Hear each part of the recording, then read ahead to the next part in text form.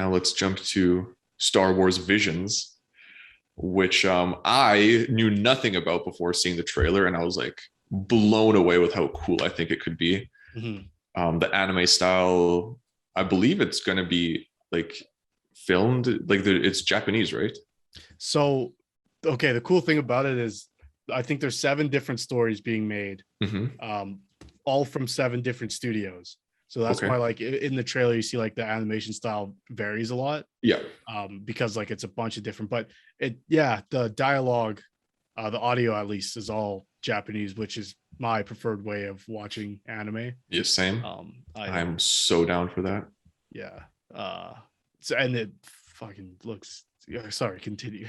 No, it looks amazing.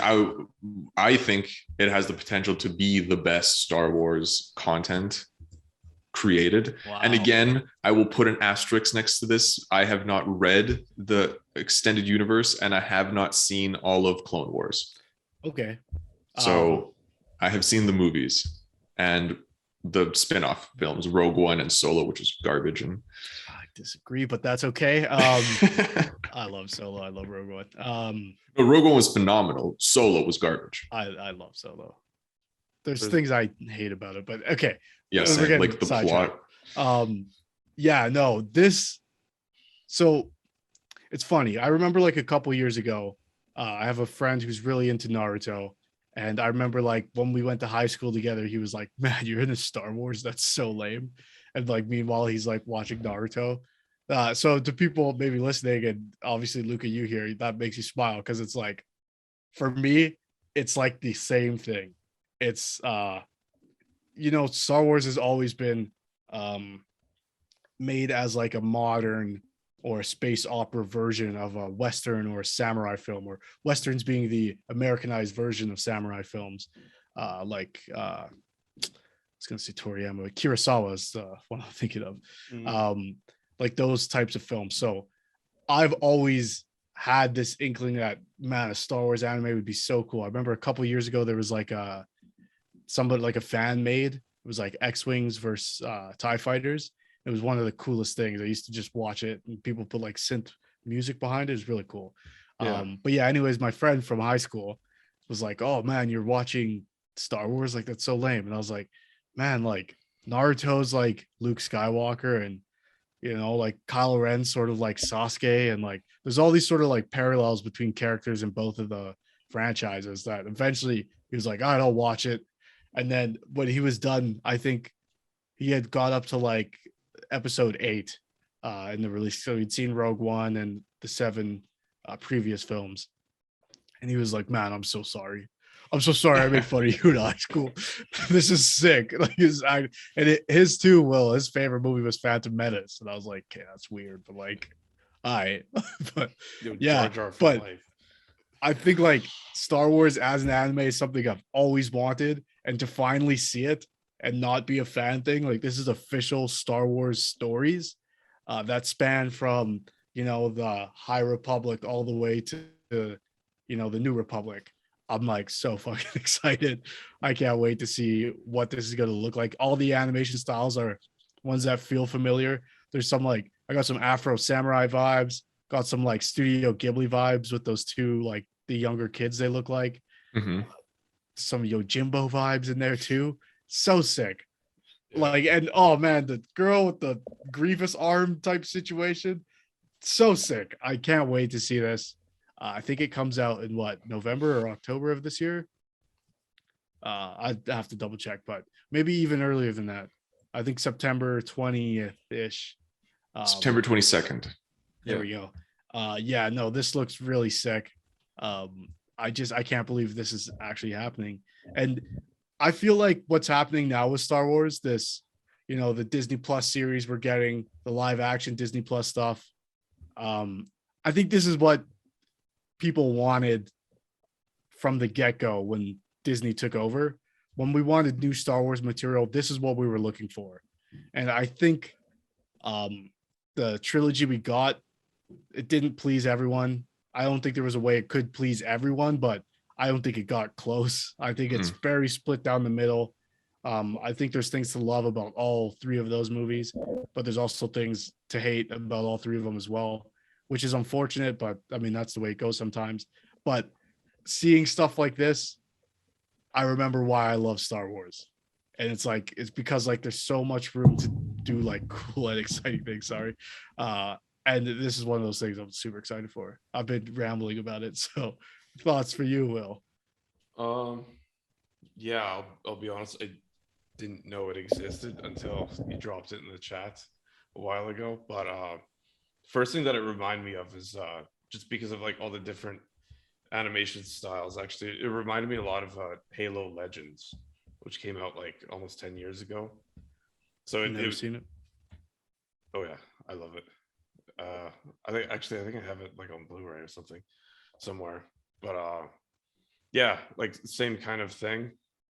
Just nowhere near as popular, I guess. And also wasn't most of the stories weren't that good, but it was like all these different like art styles, like anime styles, like for based on like the Halo universe and stuff, like telling all these just random separate stories.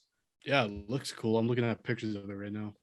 Yeah, like they actually have like a Kurosawa inspired episode, like, and it's like kind of cool because it's like a lot of like because like in the games you just play as like the enhanced human, right? But then like in Halo Legends, there was kind of like the start where we got to see like more content from like the, I guess, aliens and stuff like that, aside from like Halo 2. But yeah, no, that's definitely what it reminded me of. I'll probably watch some of it. We'll see. Some of Visions. Yeah.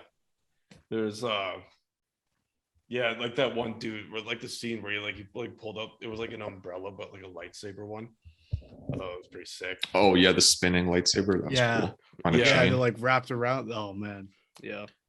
But they still need somewhere in Star Wars needs to implement my lightsaber armor.